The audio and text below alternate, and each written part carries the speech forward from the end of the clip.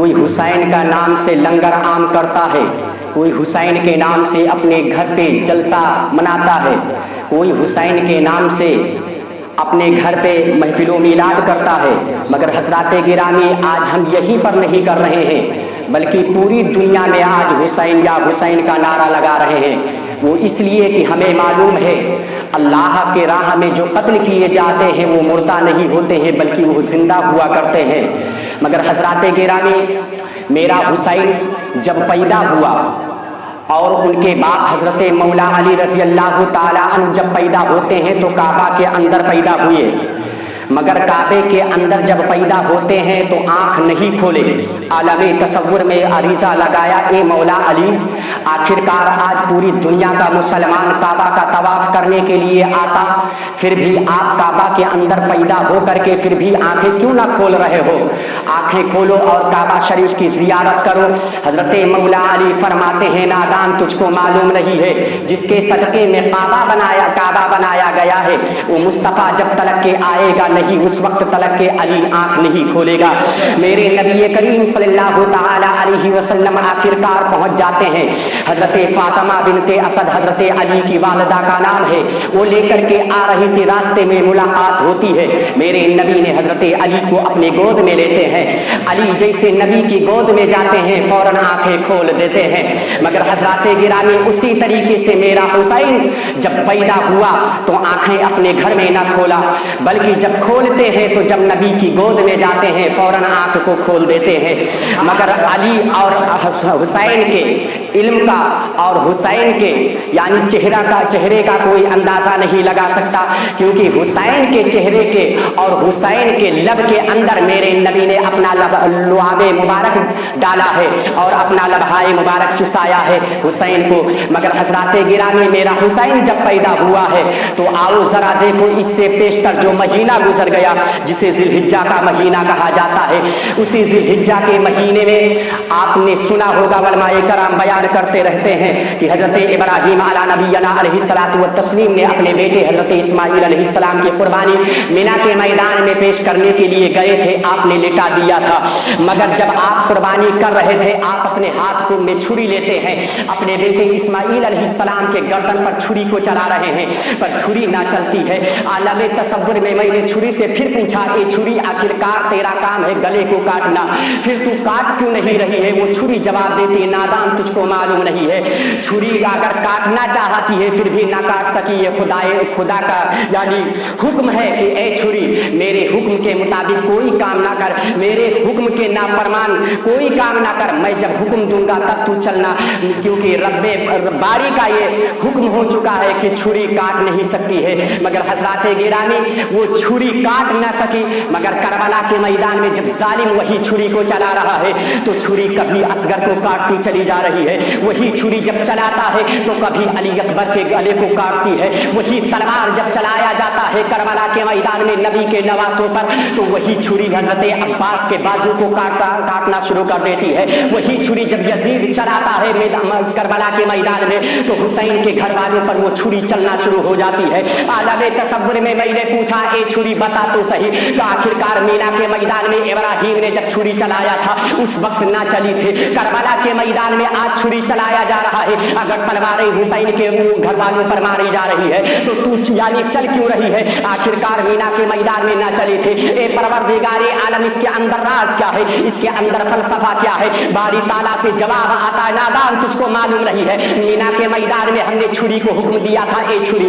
اسماعیل کے گلے کو نہ کاٹ، اس لیے کہ اگر وہاں اسماعیل کا گلا کٹ جاتا تو میری یعنی میرے نبی کا نسل مبارک آگے کیسے بڑھتا، میرے نبی کا نسل مبارک آگے کیسے پہنچتا؟ اور کربلا کے میدان میں ہم نے چھری کو حکم دیا تھا، یزید تو چلا رہا تھا مگر حکم خدا کا تھا، چھری حسین کے گھر والوں کو کاٹتی جا رہی تھی، تلوار حسین کے گردن پر چل رہی تھی، وہ اس لیے کہ مینا کے میدان میں حسین یعنی اسماعیل علیہ السلام کو بچا کر کے اسلام کو آگے بڑھایا گیا ہے، اور کربلا کے میدان میں حسین کے گھر والوں کو کٹوا کر کے اسلام کو بچایا گیا ہے۔ وہی حسین اعظم ہے، جب پیدا ہوئے ہیں تو یارو آنکھیں نبی کے گود میں کھولے खोले हैं, आंखें नबी की गोद में खोले हैं। मेरे नबी करीम सल्लल्लाहु अलैहि वसल्लम हैं, बचपने के ज़माने में हुसैन को अपनी गोद में लेते हैं। दाईं तरफ हुसैन है, बाईं तरफ आपका बेटा इब्राहिम है, आप बिठा लेते हैं। उसके बाद में जिब्राइल आ जाते हैं, अर्ज करने लगे या रसूल अल्लाह अलैहि सलाम, इसमें से आप जिसको चुनना चाहते हैं उसको आप चुन लीजिए। मेरे नबी ने अपने बेटे हजरत हुसैन के सर पर हाथ रख देते हैं, अपने नवासे के सर पे जैसे हाथ रखते हैं। जिब्राइल समझ गए कि किसको पसंद किया है नबी ने, फौरन उसी यानी हजरत इब्राहिम अलैहिस्सलाम को लेकर के चले जाते हैं। उनकी रूह परवाज कर जाती है, मगर वही आखिरी वक्त आ जाता है। मेरे नबी ने अपने बेटे हुसैन के कान में आवाज दिया था, बेटा हुसैन, करबला की तारीख होगी, करबला की लालाजार वो जमीन होगी, करबला का वो रतेली मैदान होगा जो तेरे घर वालों पर पानी बंद कर दिया जाएगा। करबला के मैदान में तेरे बच्चों को कत्ल किया जाएगा, करबला के मैदान में तेरे घर वालों को मारा जाएगा। तेरे सामने तेरी बेटी सकीना तड़पती नजर आएगी, तेरा अब्बास वालम बरदार का बाजू काटा जाएगा, तेरे भतीजे हजरत कासिम का यानी गर्दन काटा जाएगा, तेरे बेटे अली असगर का गर्दन का यानी हलकूम में यानी तीर चलाया जाएगा, तेरे बेटे 18 साल की कुर्बानी पेश की जाएगी। ए मेरे हुसैन, करबला के मैदान में तेरे ऊपर यानी 72 जख्म यानी लोग मारेंगे, मगर ये मेरे हुसैन तेरे ऊपर भी 3 दिन यानी भूखा और प्यासा रह करके तुझे इस्लाम की आबियारी को बुलंद करना है। मेरे हुसैन ने करबला के मैदान में जब चले थे तो वहां से नाना की नगरी पर अपने आप को मुखातिब होकर के नाना की नगरी की जानिब इरशाद फरमाए थे, ए मेरे नाना जान, आपने एक बेटा दे करके हुसैन बचाया था, आज करबला में तेरा हुसैन 72 को लुटा करके तेरा इस्लाम बचा रहा है, 72 को कटा करके तेरा इस्लाम बचाने जा रहा है। करबला के मैदान में जुल्म को खा करके सब्र करना तो सीखो, मगर यारो जरा देखो, सब्र खा करके फिर भी मेरा हुसैन किसी को बददुआ ना किया है। मेरे हुसैन पर ना जाने कितने जुल्म और सितम के पहाड़ तोड़े गए हैं, मेरे हुसैन के घर वालों पर ना जाने कितने जुल्म और सितम के पहाड़ तोड़े गए हैं, पर मेरे नबी ने दामने रसूल, मेरे हुसैन ने दामने रसूल को कभी ना छोड़ा है। नमाज कज़ा नहीं हुई है, करबला के मैदान में आपने आखिरी सज्जा किया है, मगर यारो जरा देखो जुल्म किस तरीके से आपके ऊपर ढाए गए हैं। मेरा हुसैन 3 दिन का भूखा और प्यासा है, 3 दिन का भूखा प्यासा है। कभी आप अपने बेटे को भेज रहे हैं,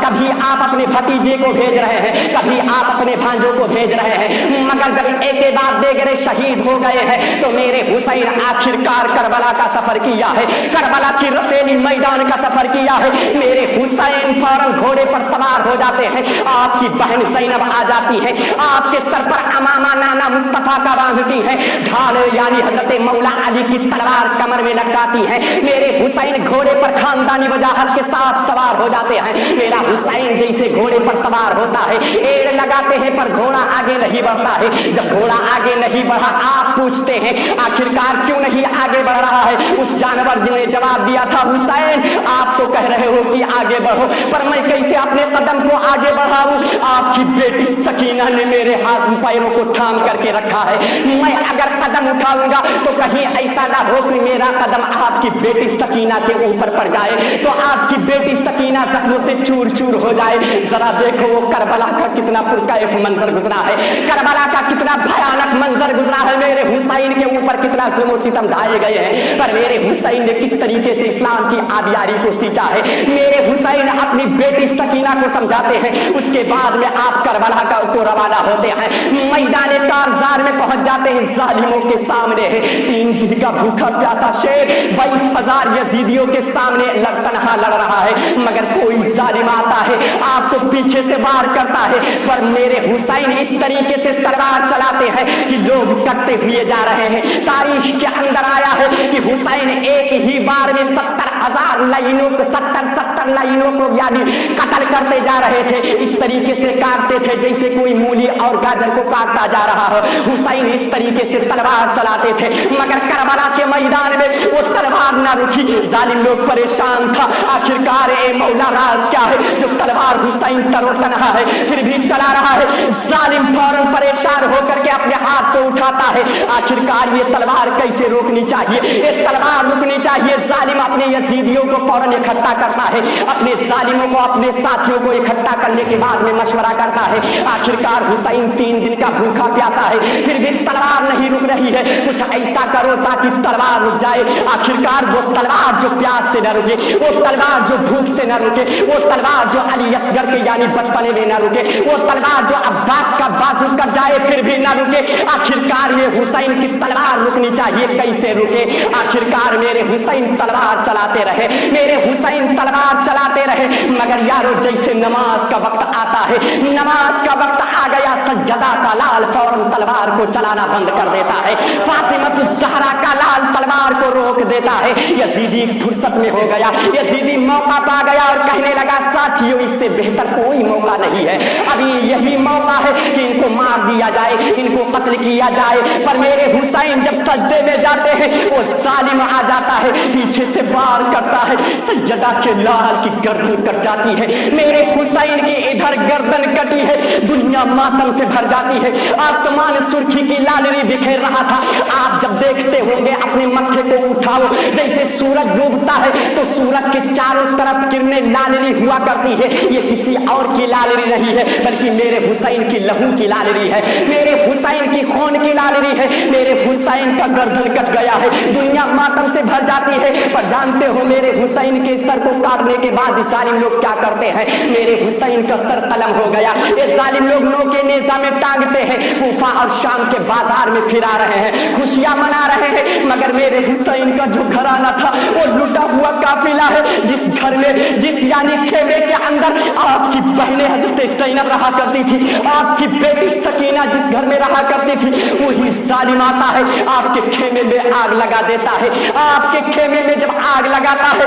आपकी बेटी सकीना मायूस हो जाती है, परेशान हो जाती है, रात की तारीकी में हजरत सकीना रो रही थी, बाप की याद में रो रही थी और ये सोच रही थी ए मेरे बाबा हुसैन आखिरकार ये कैसा वक्त आ गया है जो मैं रात को अभी कभी मैं सोया करती थी तो मेरे सर के नीचे आपका तकिया नहीं हुआ करता था बल्कि आपका बाजू हुआ करता था, आज रात की तारीकी में तेरी बेटी सकीना अकेले यानी रात को गुजारी है, ए मेरे बाबा हुसैन कहाँ चले गए हो, मेरे बाबा हुसैन मुझे तरोतनहा कहाँ छोड़ करके चले गए हो। ए मुसलमानों जरा देखो मेरे हुसैन की बेटी सकीना फरियाद कर रही थी, इतने में जालिम उस खेमे में आग लगा देता है, सकीना बाहर आ गई, जैसे ही बाहर आती है वो जालिम आता है, हजरत सकीना को थप्पड़ खींच करके मारता है, हजरत सकीना जमीन पर गिर जाती है, हजरत ज़ैनब दौड़ करके उठाती है और कहती है नादान मेरे बेटों का तूने खून बहाया हमने बर्दाश्त कर लिया,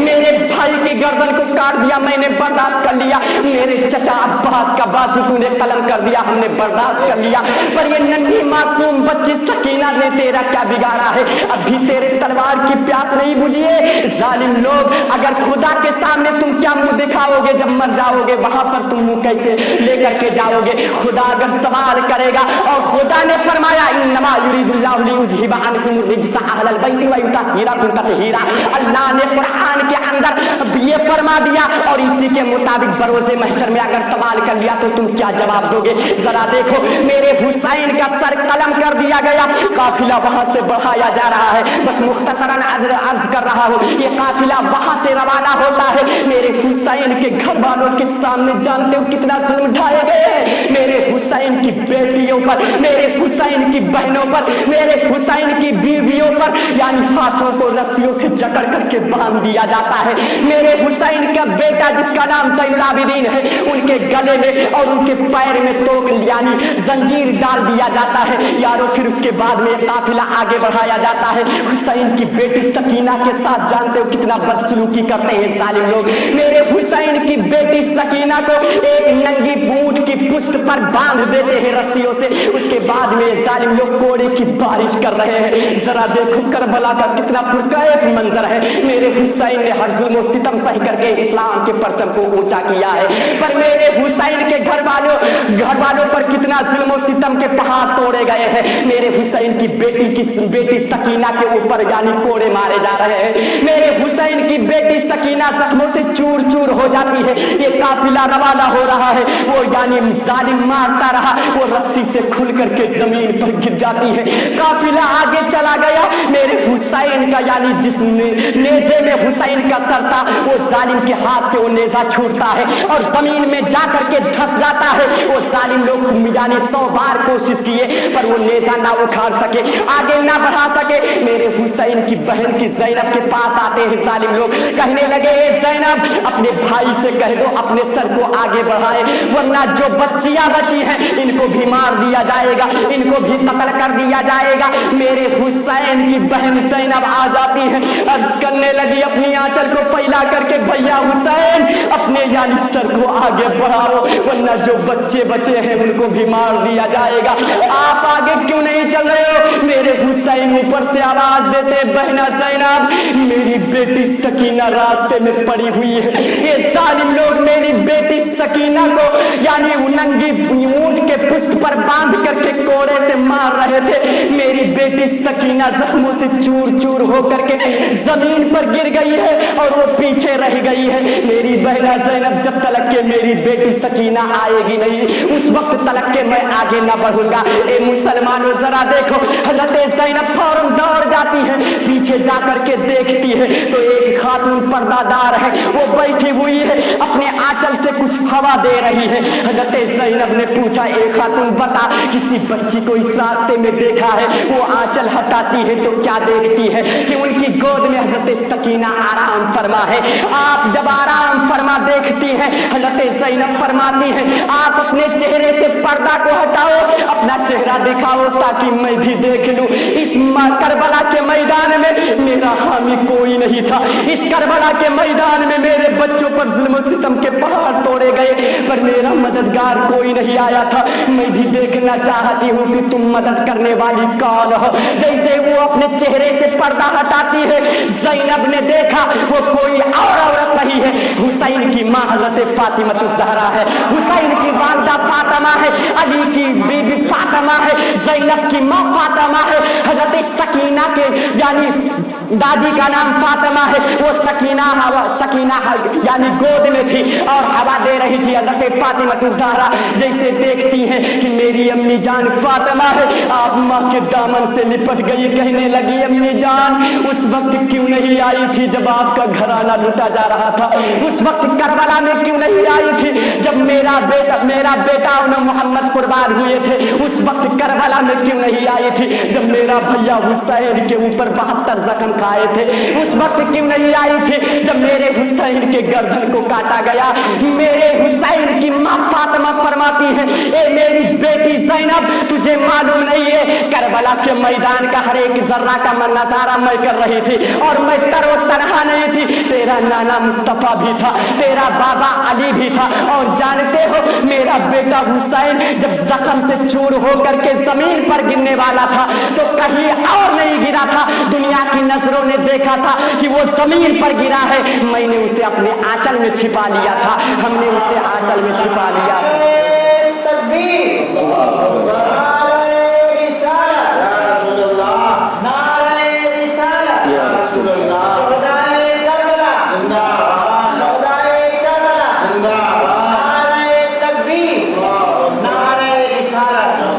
हुसैन के घर वालों पर ना जाने कितने जुल्म सितम के पहाड़ तोड़े गए हैं। हुसैन की माँ फातिमा फरमाती है,